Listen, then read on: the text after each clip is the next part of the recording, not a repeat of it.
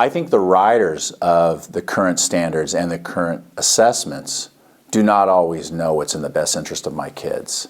I'm in the classroom every day, and I know what's in the best interest of my kids. And this book is a call for teachers to keep that question central as they go in and teach their kids how to read and write better. I've been thinking a lot about the kinds of reading and writing behaviors that I'm seeing in classrooms across North America.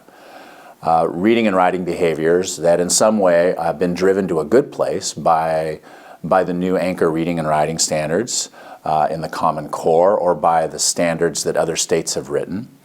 But I'm also very concerned about the kinds of reading and writing behaviors that the assessments that are aligned with these new standards are driving. For example, I'm a little concerned about the overemphasis on close reading. Kids are giving sort of these cold, detached passages to read and wrestle with, and there's nothing inherently wrong with that, because in the real world, kids are going to have to be able to read cold, difficult passages. But I'm a little concerned about the choppiness effect that creates with young readers when that close reading is not attached to a longer unit, and when kids are not being asked to hold on to their thinking over time. How I interact with a poem that's unattached is very different than how I might interact with a character I'm introduced in chapter 1.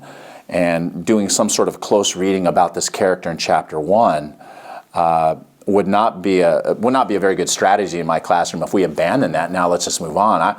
I want my kids to hold on to that thinking over, revisit that character in chapter 9, revisit that character in chapter 15.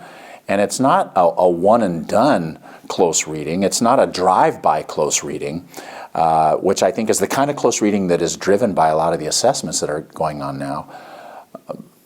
I want my kids to track their thinking over time, and how they think about this event at the beginning of a novel may change 20 chapters later.